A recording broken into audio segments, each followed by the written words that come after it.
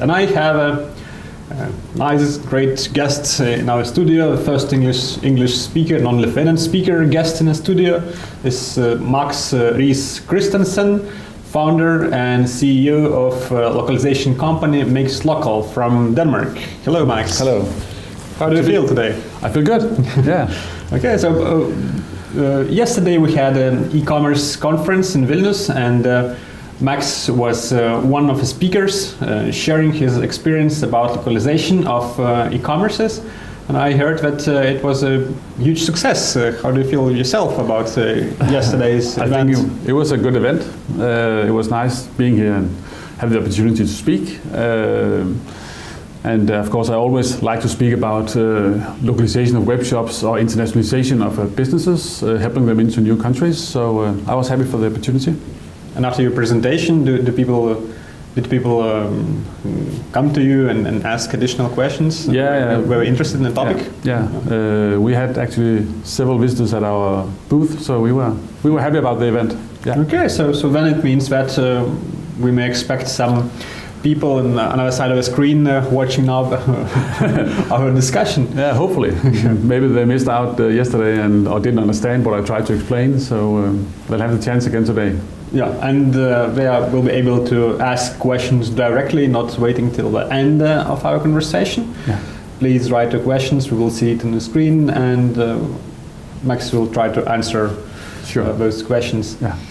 So when it comes to localization, we mainly know it is translation of a website, but as we heard yesterday, it's not just about that. So no. What else is included into this term? Of localization? Yeah. Basically, I think it's very simple, because what you need to imagine is a web shop coming to your country, and how is this shop going to look and feel for you to be willing to place an order? So this has a lot to do with trust. Do they appear as a professional web shop? Do they offer the right payment methods that you are happy to use, you're used to use? Do you trust their return policy, and are you sure that they will refund you? If you have that feeling of a new web shop, then you're probably willing to place an order. And then you just turn around and imagine, if I'm going to Sweden with my web shop, can I give a Swedish person the same experience? And of course it has to do with translations, but it has to do with a lot of other things that gives this trust, and that's what you have to measure you up against. So usually, from my experience from localization projects, so it was included like local payment methods, as you mentioned, also local phone number, of course customer care speaking on the local language, and sometimes people think it should be local domain name, or if it's not .eu domain name. I would definitely take the local domain, and also because that's one of the cheap things you can do. It's not that expensive to have a .se domain in Sweden, for instance. So that's one of the easy wins you can have, and the list of things you can do are really long. There might be 50 things, and the domain name is one of the easiest of them, so that's just changing it. The local address and the local customer service is also very important, particularly in Sweden. Having a local person answering the phone is giving a lot of trust. Then, in each country there are different elements. Some countries appreciate trust marks a lot, so in these countries, of course, it's important to consider that. But it's not a general thing you should do in all countries. So what we always recommend web shops to do is look at the specific country, talk with a specialist from that country, and figure out together with him or her which elements are important in this country, which is enough for you to turn a no to a yes when you have a customer in your web shop. Yeah, and you don't have to do everything. A good example is actually translations. In the Nordic countries in general, we are very good at English, or pretend to be at least, and this means that if you have your product text in English, most of us will understand it. So it's not an issue of understanding, it's more an issue of trust. And that trust can come with a local text, of course, but it's not because we don't understand it. From my experience, I see that it's unavoidable to have a local expert who can give advice. For example, from my customers' experience who went to the same Sweden market. So they say that Swedes are very nationalistic, and they expect that all the service will be in Swedish and so on and so on. So the domain name could very good that would be .se, but if it's Norwegian domain name, so it's also good for them, but not EU domain name, because somehow all is Nordic, it's kind of family, and it's okay, but like Eastern Europeans, so we keep a distance. Yeah, and maybe distance for the unknown. Everybody in Denmark and Sweden and Norway know persons from the other countries closely, and that's we're closer to each other. That's also why it's often easier for a Danish shop to launch in Norway than it is for a Danish shop to launch in Lithuania.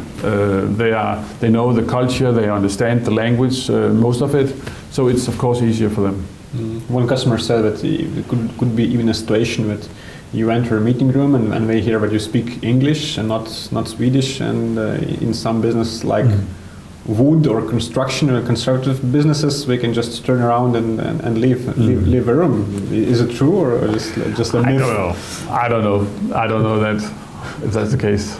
Yeah, maybe if you speak Danish, so maybe you're brother and neighboring country.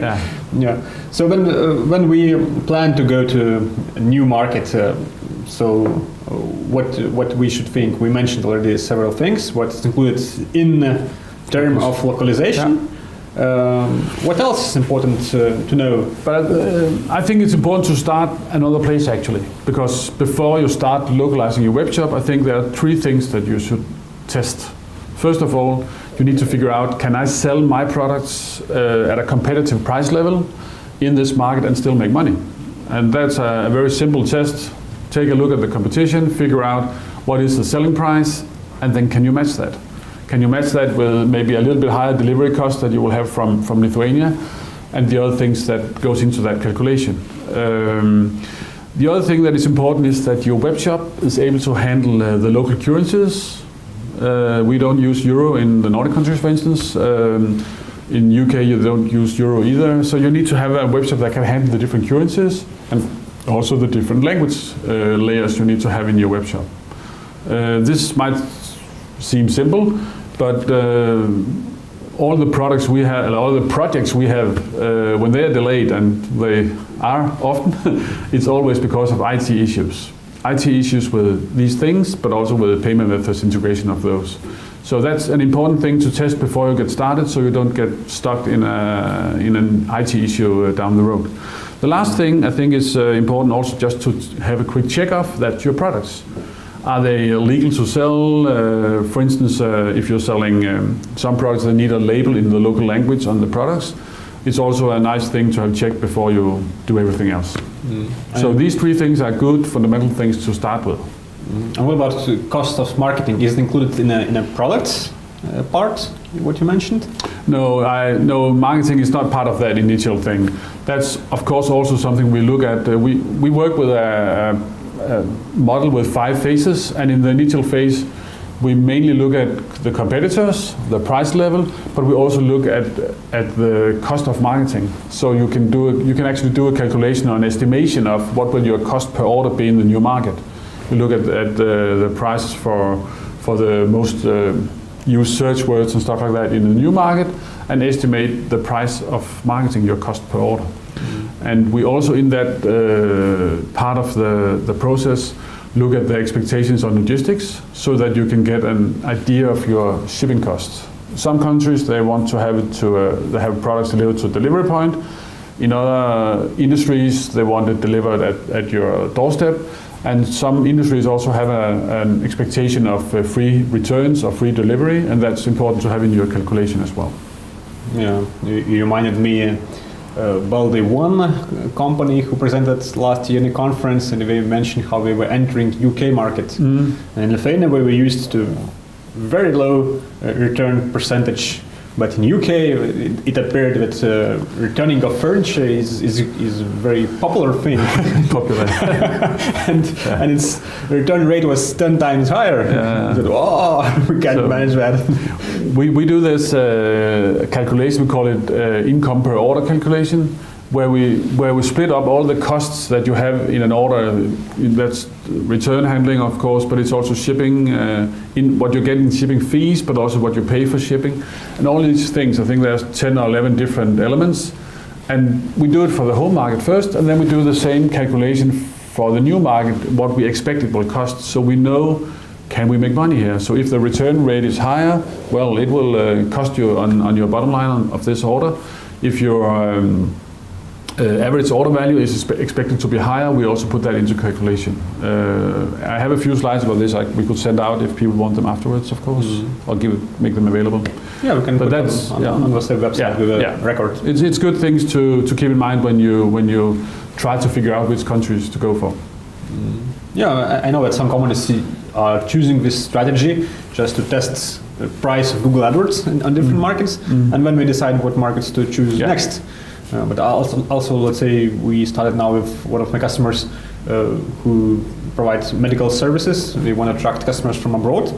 So before starting localization projects, they now make just a landing page, a simple landing page for 2 services, 2 prices. Very good offer, just to test if there are fishes in the water, and should we start localization? So do you think it's a good idea to start? Depending on your products, of course. Every option to test is great because you can get a feeling of the market before you start investing. You need to test in a way that also give the answer, of course, and that depends a little bit on the products, what you can do. And what about big e-commerces? Like they have, let's say, 10,000 products.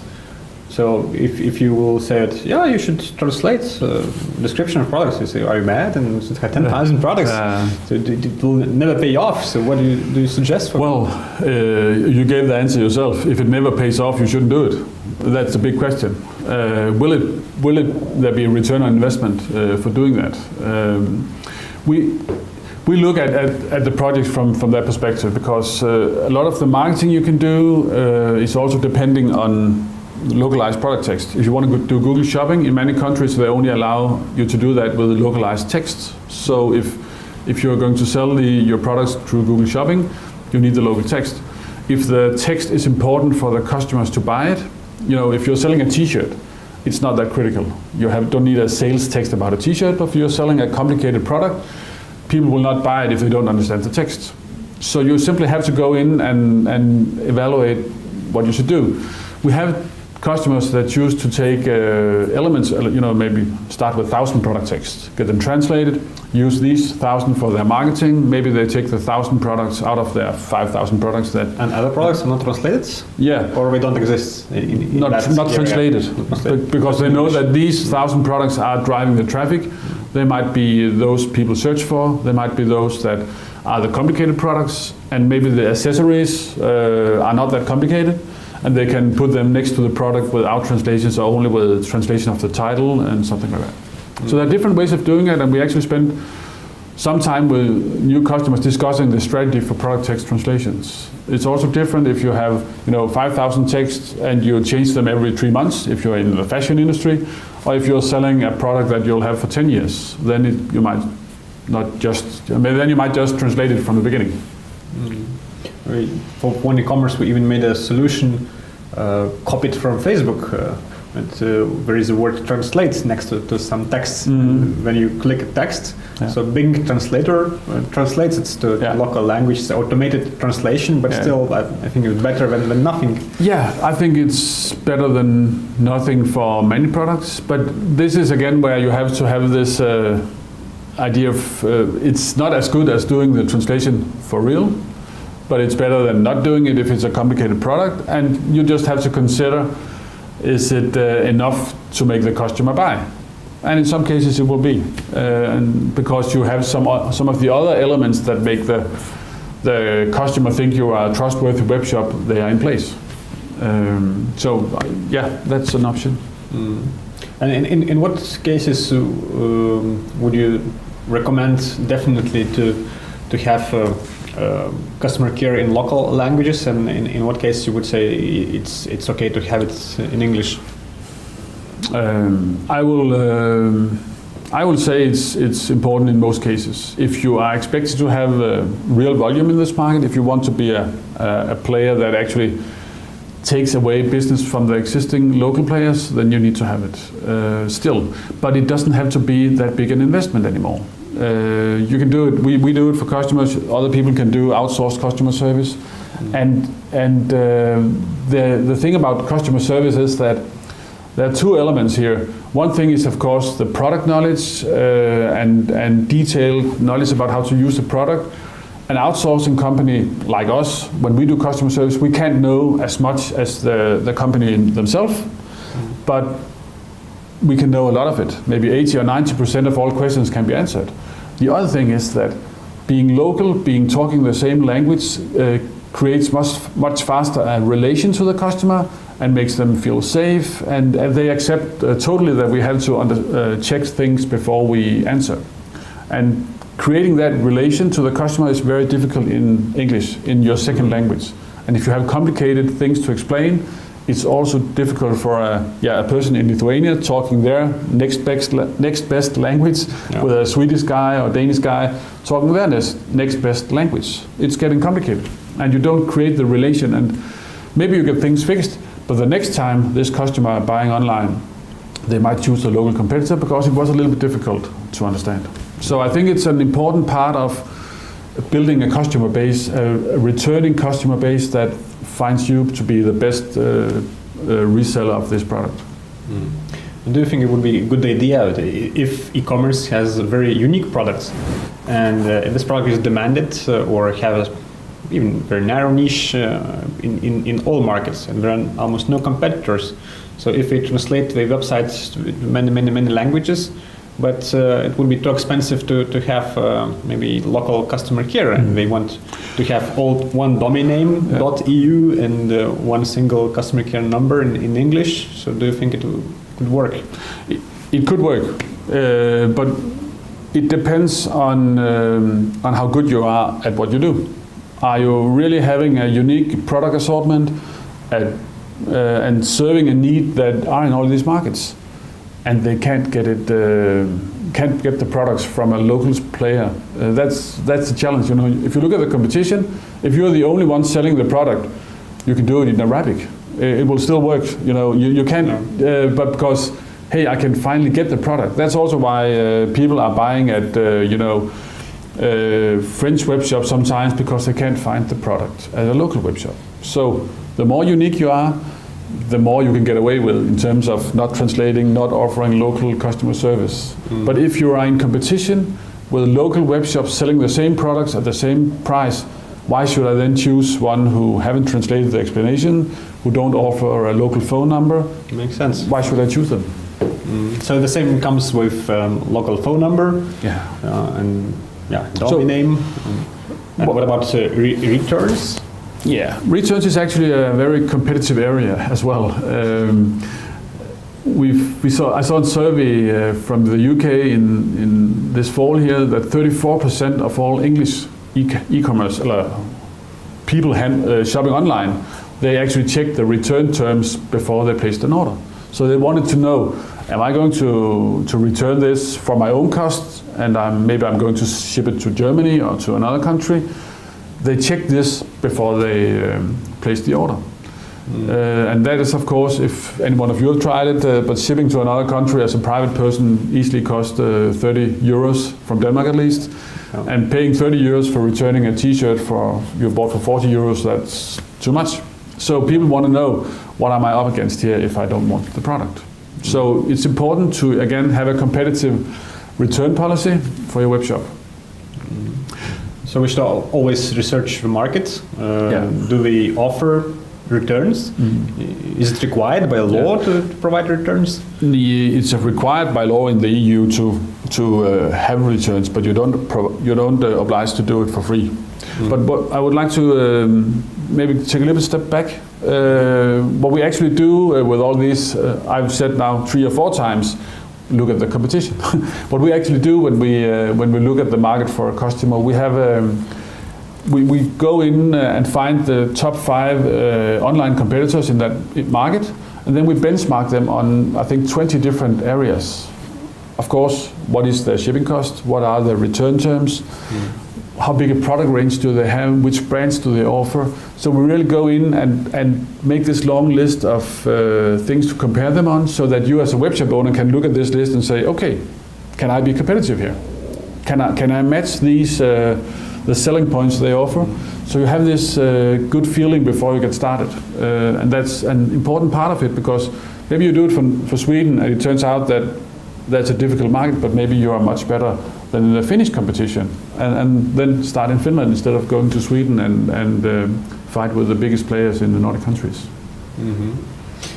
When e-commerce was I was working for, we were fully localized for one big market, but for some other markets they thought that okay, it's quite costly, it's risky. So what will happen if we won't have local customer service, won't have local return point, and so on? Maybe we will sell several times less, but still will be okay for us. Yeah. But it appeared that they sold almost nothing.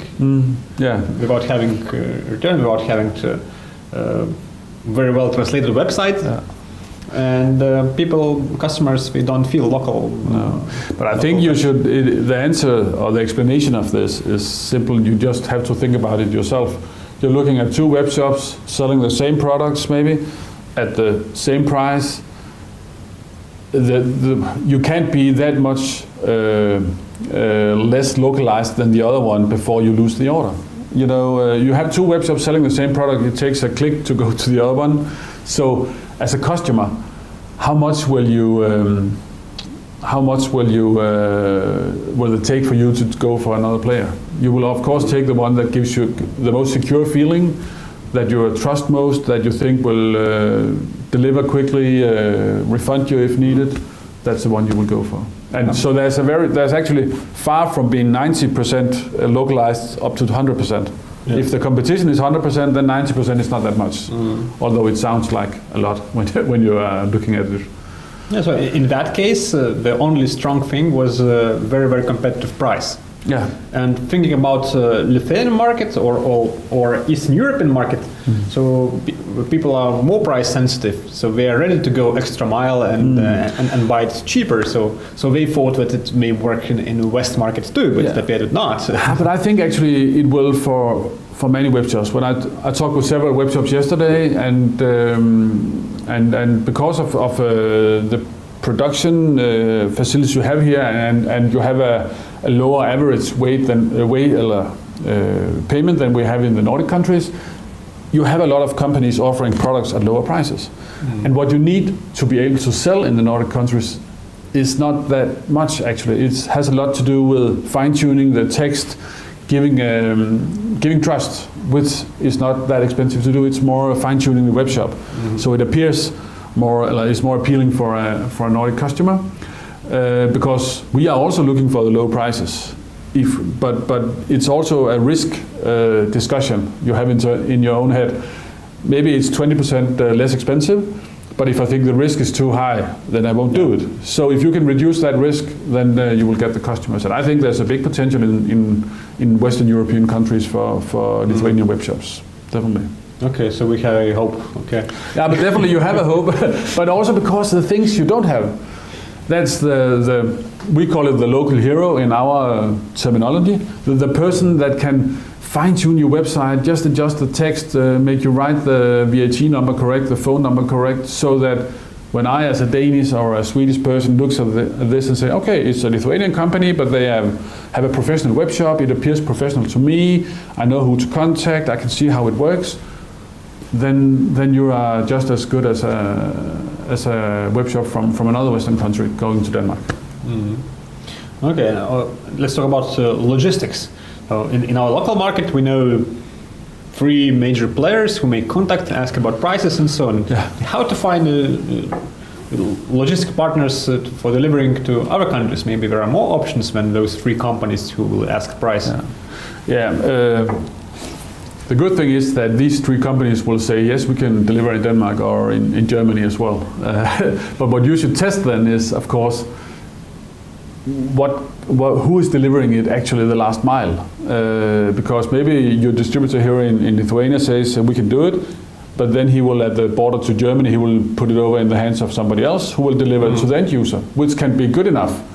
But what you need to check is, will the tracking code be working all the way from your warehouse to the doorstep of the customer? And the distributor that will take it from the German border to the end user, is that a distributor that the customer in Germany are confident using? Are they used to get packages from this distributor? So again, will the customer feel this is a good experience, and then come back to you next time they want to buy something? So test what they offer. And of course, also when you do some research in the market, figure out who is the main delivery companies in that country. Because you can also ask a local German player, I'm a Lithuanian company, I'm going to ship from Lithuania to Germany, how should I do this? And then they will just work the other way around, saying, okay, we have an agreement with a company in Lithuania that will ship them to Germany and we'll take them from there. And that might be a better solution actually sometimes. Okay, so it seems that in every area, well, there's some list of checkboxes we should to check, like in marketing, check prices and so on, in returns, competitive analysis, how long we can return, how much does it cost, and logistics again, the list. I think that's the benefit of, we've been doing this for 5 years now and with more than 200-300 companies. So of course we've seen many things go wrong and things go well, of course, also. And we always try to pick up the experience and put it into our services and to the next customers we meet. Yes, we had also a separate presentation about legal issues which you should find out going to foreign market. I missed this presentation, but maybe from your experience what e-commerce should know about different taxes, fees and so on before going to a new market, what they should check. Again, maybe there is some checklist. I think first of all, I would like to say that this is something that can be solved. It's always something that can be solved. It's not the complicated thing about going international. But maybe it will be opportunity to go to some market or not go. Like yesterday, somebody mentioned that there is no VAT if you sell for Norway from less than 40 euros or something like that per order. But it's not that simple, unfortunately. Norway is outside the EU, and it's another history. The Norwegian legislation has been changed, and you can now, that's correct, sell below a VAT limit of 350 Norwegian kroner, which is about 40 euro, I think. 40, And so you can sell without VAT and without customer handling. So it sounds like a good advantage. Yes, but then the Norwegian authorities have also said, if you take advantage of this limit, doing deliberately, keeping your average order value at below the 350, then it's not legal. And there's no precedence for this yet, so it's a little bit hard. But if you're selling products that cost, below this limit, you can of course do it, and it can be a good opportunity. But in the EU countries, all this is not that complicated. We have the baseline, so to speak, is the EU directives about distance selling, and they look similar in all the countries. You need to have a local terms and conditions, which is something we often provide for our customers. But the way you do your business is not different from the country to country. That's basically the same things. You have the 2 weeks return limit and stuff like that. So it's more about having the right words on your website. And when it comes to VAT, there's a threshold for each country. Some countries have a high one, like I think it's about 100,000 euros to Germany. So until you have sold for 100,000 euro in Germany, you don't have to pay German VAT. If you go to Denmark, it's 280,000 Danish kroner, which is less than the euros. So there's some different thresholds. So you can always start with your local VAT. You're paying the Lithuanian VAT, get started in the market, and then you can dig into this if you can see this is a good opportunity for me, and then you can get a local VAT number. You don't need to have a local company. You just need a local VAT number, which is much easier. And a local VAT number does not require that you have a company at all. So it's not that complicated actually. But again, the local person that knows the authorities and how they work in the country will make this a lot easier for you than start digging into this yourself. It takes a lot of time, and that time should instead be used on understanding the competition and figure out how you will position your company in this market. Yeah, especially like markets like Germany, we like to regulate everything. We even have laws that checkbox shouldn't be checked for subscription of newsletter. It should be blank, and the person should think about if we should put this checkbox. Even such small details are regulated, so you should really have a local expert to consult. Yeah, and also because if you are working international, there are so many other things where a typical web shop owner are much more important in these things than fixing the terms and conditions for Germany or for Denmark, and that part is also illegal in Denmark and Sweden with the checkbox for newsletters. Okay. What about payment models? Nowadays, so many systems, and every country is different. Maybe in Sweden, again, Klarna has a very huge. How to find the most popular systems? What are crucial? Yeah, I think you are again touching right on the subject, because there's a lot of surveys in each country saying this is the most popular payment methods. But this doesn't mean that you have to offer these 7 or 5 different methods. You need to offer enough payment methods so that all the customers that comes to your web shop are confident using one of them. In Sweden, you should offer some kind of invoice payment, like Klarna, for instance. That's preferred by most Swedes when they go to a web shop for the first time, because that gives them the security that they don't have to pay before they get the products. And the good thing for you as a web shop is that Klarna takes the risk of the customers not paying. So that's not your risk as a web shop either. In Norway and Denmark, we use credit cards, Visa, MasterCard. In Denmark, we also have our local payment debit card, but cards are used in these countries. Again, the local consumers will set the agenda for what you should offer. And again, a new web shop, that's not the right one to implement a new payment method in a country. So although you have something that works very well, both technical and practical in your home market, you need to adapt to the new country. Of course, when it comes to right now, the new thing that happens in all countries now is mobile payment in different ways, and there are different players in all countries. That's a new area to pay attention to. Well, let's say we saw the statistics that people prefer in some country to use credit cards, and credit cards are not popular in Lithuania, and we don't know what payment provider to use, how to find this provider for credit card payments, for example, in certain locations. How would you suggest to search for this billing enabler? Call me. That's what we do. That's the idea of our company. Of course, is that's the place you can call and say, we're going to launch in Denmark. How should we do this? How should we set it up? And so that's companies like us. It's local. You can also be a person like you. If I'm going to Lithuania, you would be a good person to call and say, I need some help, and then you might be able to help us. So it is finding the local e-commerce specialists in each country that can help you. So in this case, you think you need local advice, not just Google for it?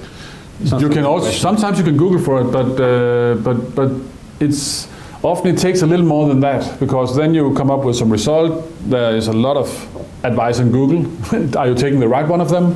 And also there might be 3 good choices, and you might need somebody who can help figuring out which one will fit best into maybe your platform or the other things that you're going to do in that country. Or maybe we know that one of these providers also are going to add a very new mobile payment method that will going to be successful, then you might go for that one. So it's good to talk to people with feet on the ground in that market and get an understanding from them. And what about different currencies on a website? With EU zone is now simple, but what about Nordic countries, Poland? Yeah, you need to offer them for several reasons. First of all, giving trust. And the other thing is that, as we talked about earlier, prices are important. We can't figure out comparing prices if you don't offer the same currency. So that confuses us more than... So when you look at the products, what is that in euros? And people don't go around remembering the exchange rate between Danish kroner and euro. So you will not be able to do that when you do your Google Shopping. You will not be able to compare prices on the pictures. You don't have Google Shopping here. That's of course it's not yet. No, it doesn't. But that's of course, I've said that many times now. So sorry for that. But it's a very important online channel in the Nordic countries and in all other countries, big countries around us, Germany, UK. So again, here Google shows 5 or 6 or 8 products with prices. If you don't have the local currency, you will not be included. Price comparison sites, you will not be included if you don't have the local currency. So there's many reasons for having the local currency on your website. Okay, and what's the best way to show it on international sites, like in Booking.com if you want to book a hotel? So sometimes I see dollars, but they have an opportunity to change on the top, to change the currency.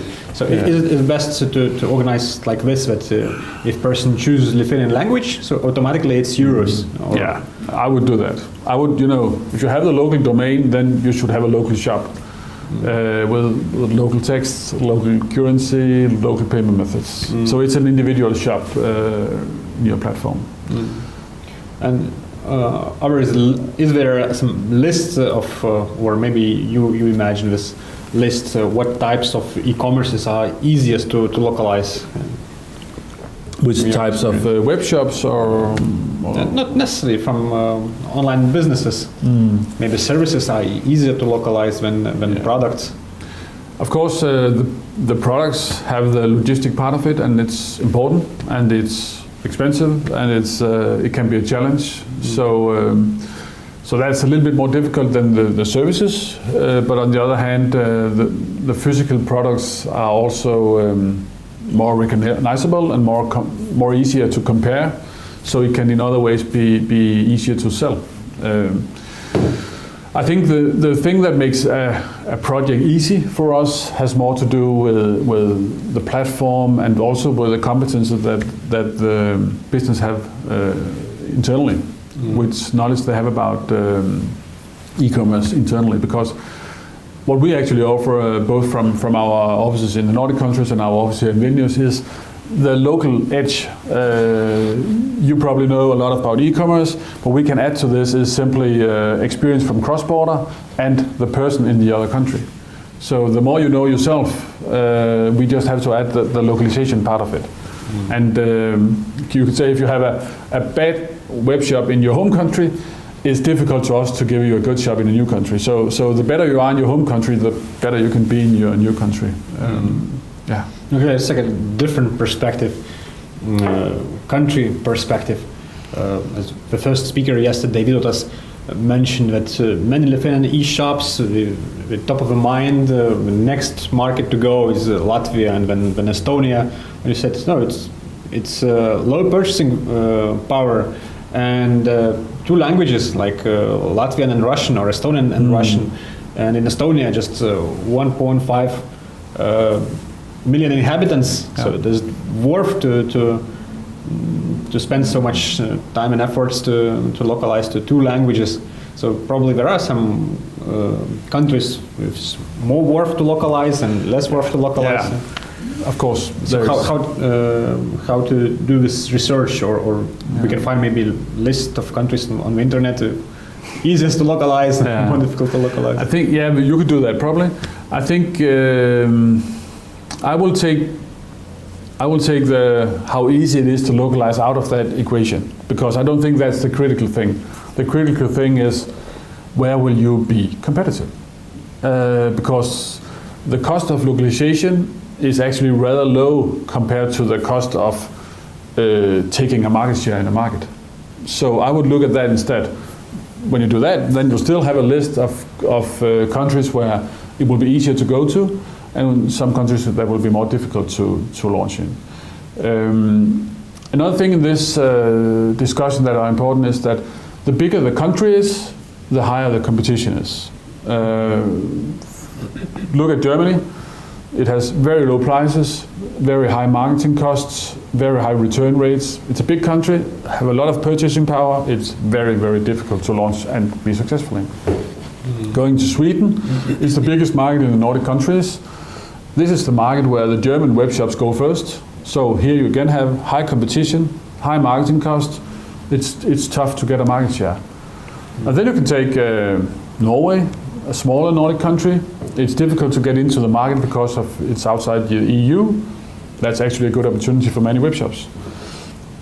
Finland is a difficult market for the rest of the Nordic countries, at least, because the language is so different from what we speak in the other Nordic countries. That's actually a good opportunity as well. If you're a Lithuanian company, I think that well, it depends on you and your own business and your industry, but it often appears that taking a neighbor country first is a very good first step. There's several things. First of all, it's easier to get a local hero, a person speaking Latvia here in Lithuania, than it is to get a person speaking Swedish, maybe. The other thing is that you've probably been in that country many times, so you have a good understanding of the culture, of the people there.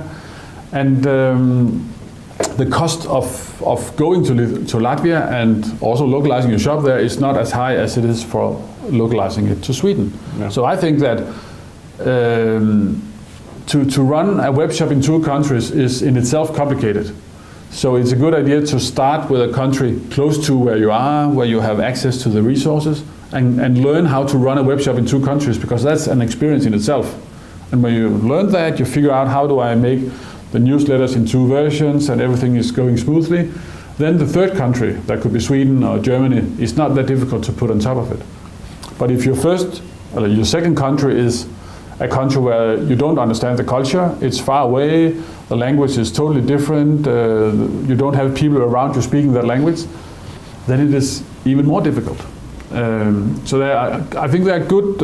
It's worth considering the neighbor countries, and it's worth, of course, taking an individual decision every time. We heard about Vector yesterday, one of the speakers with tools. Yes. He has been living in Sweden for 3 years, I think. So he started out in Sweden, which was a good decision for him, because he had the experience from Sweden. And in that kind of situations, it makes sense. But if you have never been in Sweden, it's a tough country, I think.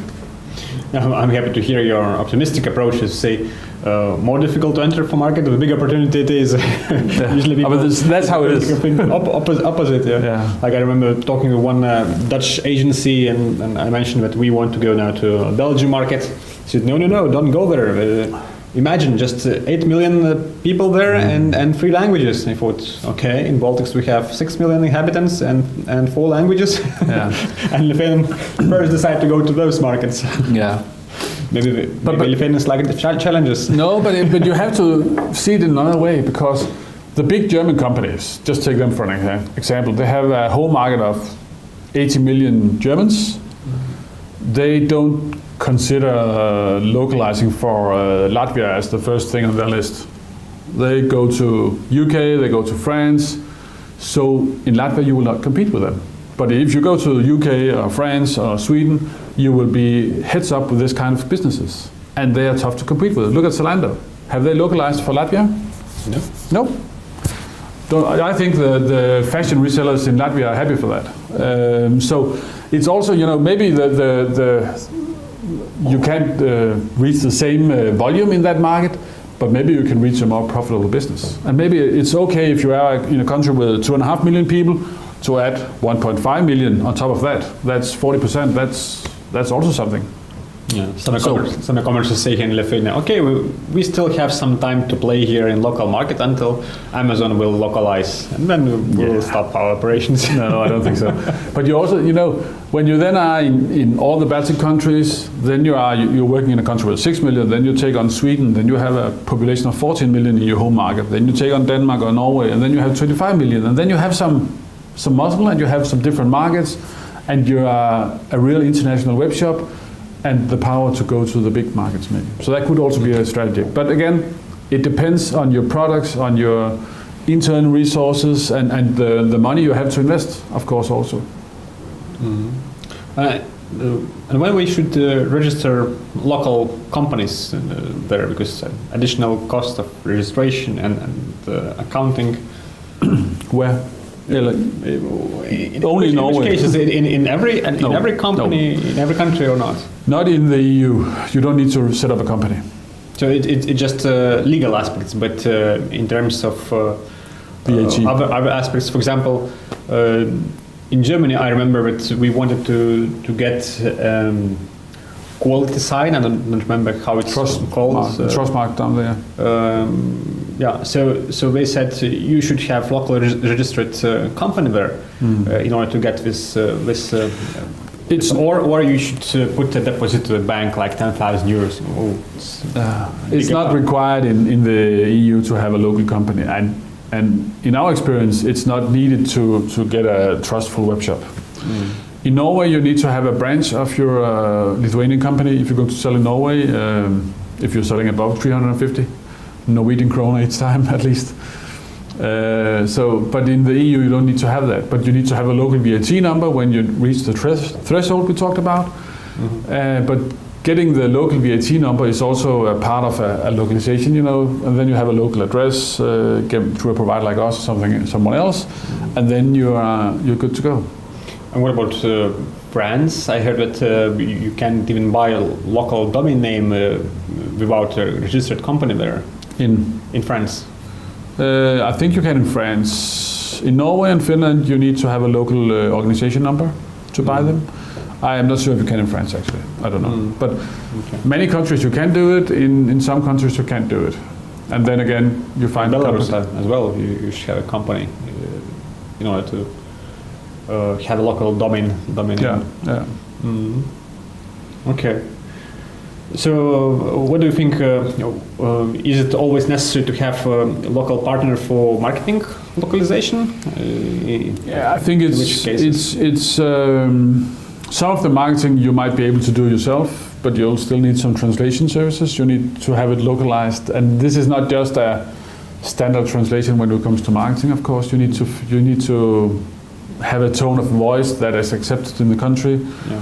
Some are more fresh than others, so there's differences. So it's a good idea to have again a local person to discuss this with, and then of course you can manage some of the things yourself with local translations, and other things you maybe need a local person to help you with, such as local price comparison sites and stuff like that. Price comparison sites, I think, I tried to manage from a distance. It was okay still, but let's say, as an example, we launched a marketing campaign in Lithuania. Do not pay VAT.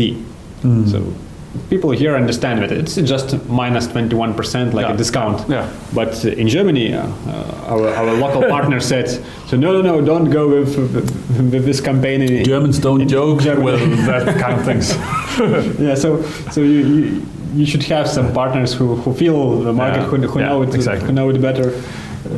But let's say this company who sells tools, yesterday we told that they returned this adverse management to Lithuania, because in Lithuania they are quite a big customer for this SEM management company. But in Sweden they would be a very, very small customer. We don't pay enough attention, and they pay still a huge price for management. But it's not a general thing you can say, because there's also small agencies in the Nordic countries and in Germany.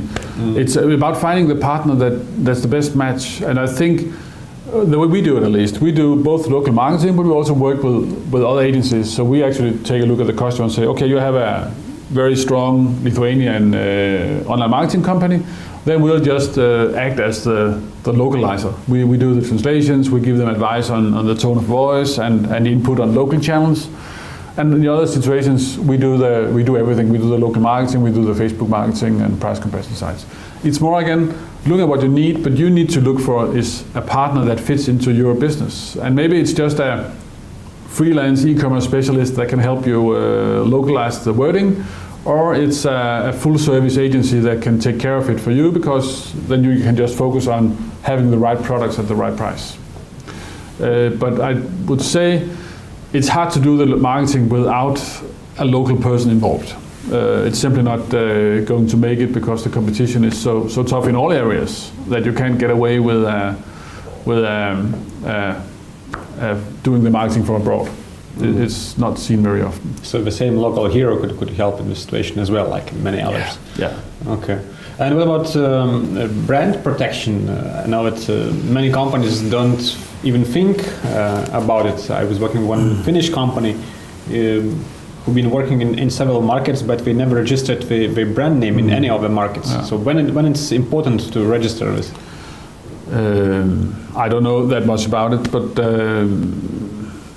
if you're a web shop and you have a strong domain and successful, then I would of course buy the domains as the first thing in the markets, so I have control of those.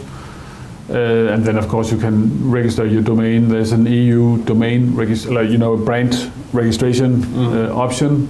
It's quite expensive. Yeah, it's quite expensive. Yeah, and well, I think it's more a personal thing. Some people want to have these things fixed right away. Others people are taking the risk if there is any, because if there is a conflict, they will still look at who was actually doing this first. So if you are a first mover, you've done it in many countries, you have a strong position if there's a conflict about the brand later on. So it would not be the first 1,000 or 2,000 euros I would spend, definitely. But of course it's something that can be expensive the day you're going to sell your company, or the day you're going to be really big because somebody else maybe did register the .com domain and you forgot to do that.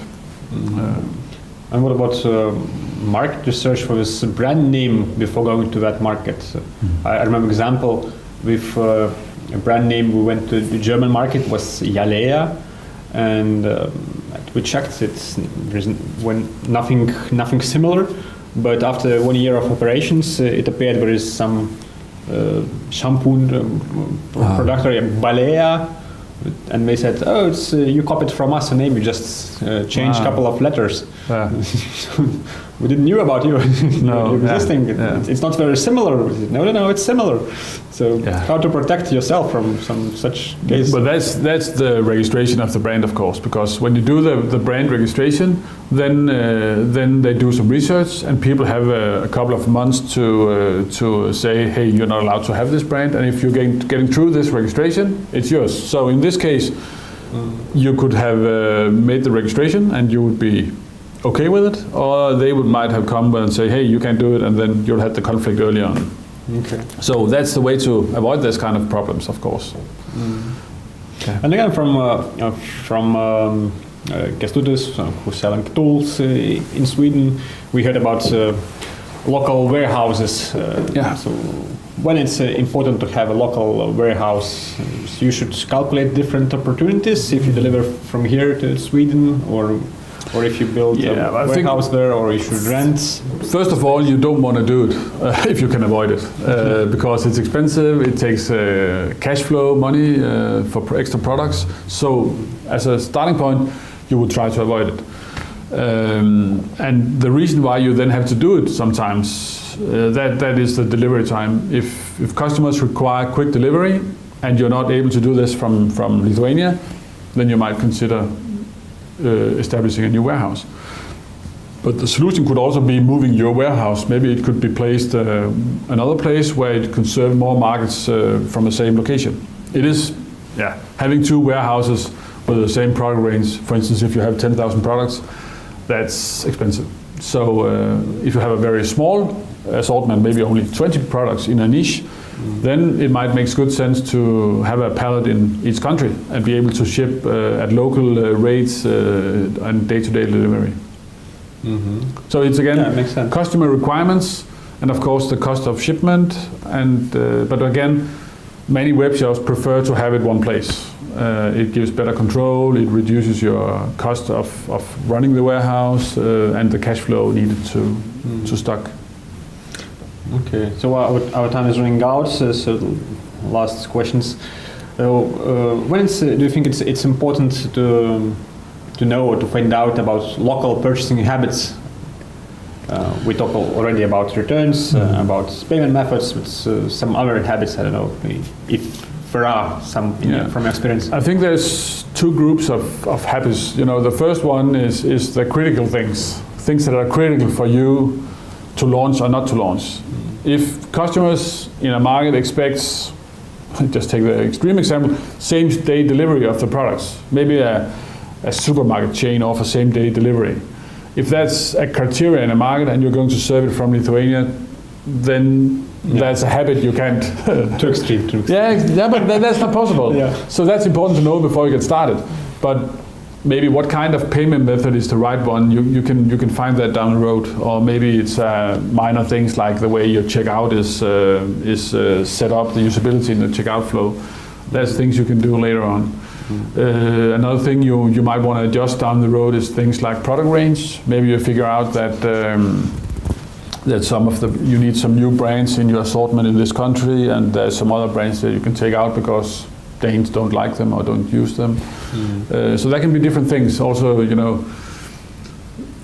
more important things, but sizes of for instance, pillow for beds, that's different in some countries. So that's things you would like to know before you start localizing, if your product range needs to be changed totally before you can launch in a new country. So it's sometimes it's a good idea, to spend some time thinking about a market, looking into details before you start launching. Definitely. So we discussed quite a long list of issues or things. Do we miss something? What's worth reminding? I don't know. I think we've covered many interesting things, but I think if I should highlight one thing, talk with Donatas, our man here in Vilnius. We have an office here. He will for free sit down, talk to you, and share his experience and our experience, because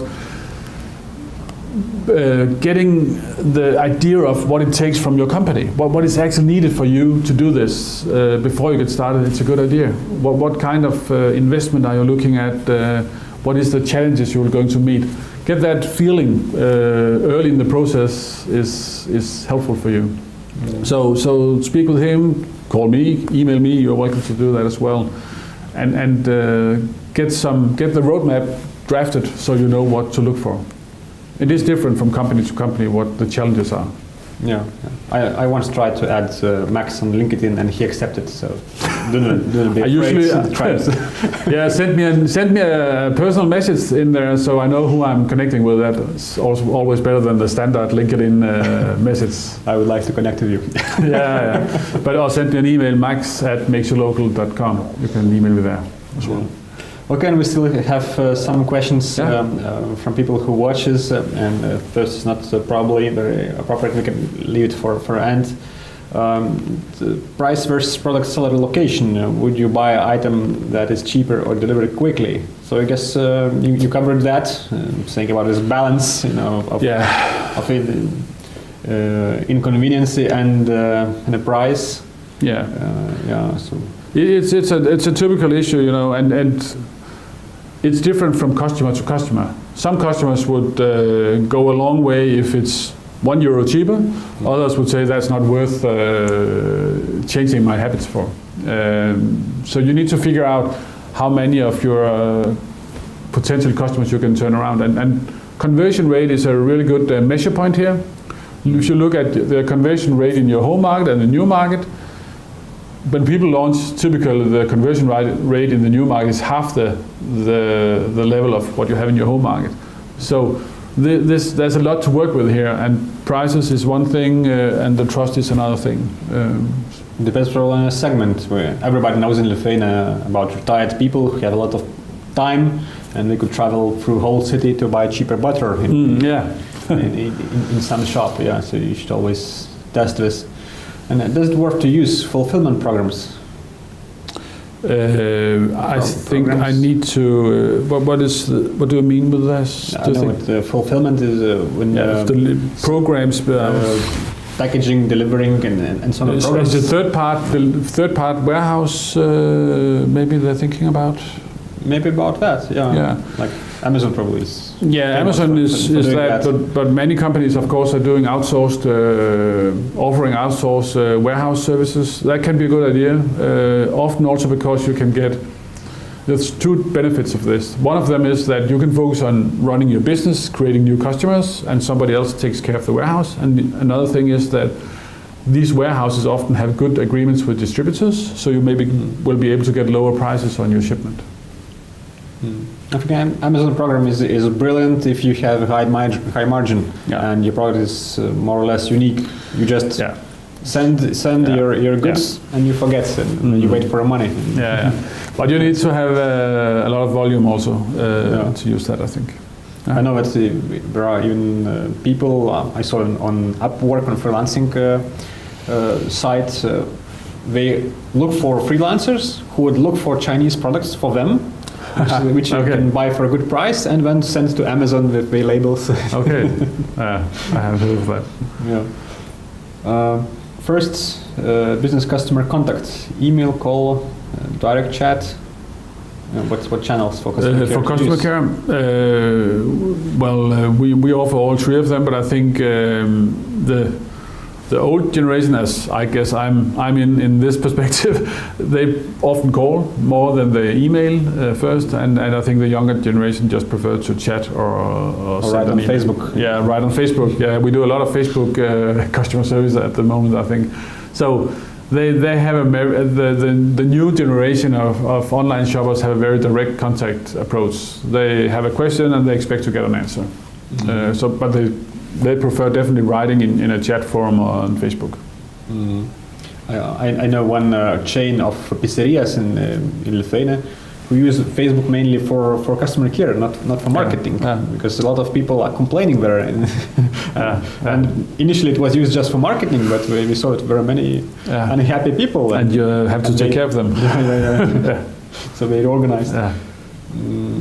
Okay, this in Lithuanian question we ask if self-service terminals are popular in Scandinavia, comparing with delivery with courier delivery till the door. Well, delivery points are popular, both terminals, self-service terminals, but also in stores and in local shops. For all Scandinavia, So delivery to the door is not that popular. Some of the countries, here in Denmark especially, it's popular to deliver at your workplace. It's very accepted, so it's a good extra thing to offer that you can get it delivered at your workplace and put in an extra delivery address. And what about those new methods of delivery which are propagated by delivery companies, like to your car or some special box at your home? Yeah, but it's not so important. It's just PR. Yeah. And I think, offer different options for the customers. That's always a good idea. So again, talk with your local hero, figure out which different options is in this country, and offer as many as them as you can. Also, probably the same person asked about traditional post. Is it more popular than couriers or not? Oh yeah, it is. Yeah, it's more popular using PostNord. It's big in the Nordic countries, but also the old players. Of course, we get packages with UPS and other players like that. That's courier services, but it's not the main choice yet. And the same person. Another question from the same person asking: do you have some figures or approximately how many parcels are delivered through self-service terminals, traditional post, and couriers in Scandinavia? No, I don't know that. Okay. And dansk eller engelsk? Which language? This is one who's actually speaking Danish. So I would choose Danish. That's the best. The next best is English, and you can get away with that. But there's no doubt that your conversion rate will be a little lower. So you have to figure out, is it worth the investment? But again, if you decide to go for English, then really think about what else can I do to generate the trust here. The local address, the local return address, a local phone number, giving an explanation of why it is in English. There's a lot of things you can do that makes a Danish customer say, okay, it makes sense, I'll live with that. Okay, and one more question about Amazon, eBay versus local eShop. What to choose for business? Well, it depends on the country, of course, because in Denmark we don't use Amazon and eBay that much, so it would be a bad choice for Denmark, Sweden as well. If you're going to Germany, Amazon could be a good place to start to figure out if I'm competitive, because when you put your products on Amazon, then you can be sure that everything else but the price is taken away, and you will see if I can gain traction here. Then that's a good market test, and then you can take the web shop as phase 2. But in many countries where Amazon is not preferred, then go to use the local web shop. Sometimes probably is the option to use all those channels. Like in Germany, we used to both an e-shop and Amazon. It was working very well. Okay, and the last one, is there a certain profile of businesses that expand in foreign markets? I don't know. We haven't really brought too many different to say that, but I think the most important thing is that you are dedicated when you do it, because there is a profile of those who succeed with doing it. And that's another question. and you really need to have focus on it, because the day you've launched and you're ready to conquer the new market, then 99% of your revenue is still coming from your old market. And often people tend to lose the focus because they have to make money every month, and that's in the home market still. So having a good plan for executing in the new market is important to have the focus until it starts generating revenue. It takes some time. So companies that are good at keeping that focus are the most successful. Yeah, it's difficult to imagine type of company who not capable for exports. Everything you can localize and move to a new market. You just test the idea and go to the market. And we had one more question. Is there a certain profile of businesses? But the most common business profiles. I think, if you have a strong niche, you might have a strong niche and in terms of product range, but also maybe in terms of pricing. That's a good thing to use when you go abroad. And also, if you are in a niche, then it might be difficult to get the critical mass in your home market. So that could be a good idea. And then don't go head to head with Zalando and companies like that. Take another industry. That's also a good idea. Exactly. Yeah. And thanks for watching. That's it for today. Thank you very much for watching and for your questions. And thank you, Max, for your attending. You're welcome. It was fun. Goodbye. Yeah, goodbye.